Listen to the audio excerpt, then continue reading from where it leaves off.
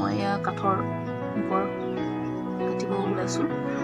প্ৰথমতে এনেকুৱা কৰি লয়, আগতে ৰাপটো আগতে কাটি লয়, তাৰপাছত কেনেকুৱা কৰিব লাগে আপোনালোকে দেখিব, চাই থাকিব, আধা চাই পেলাই নেৰিব, ফুল ভিডিঅ'টো চাব।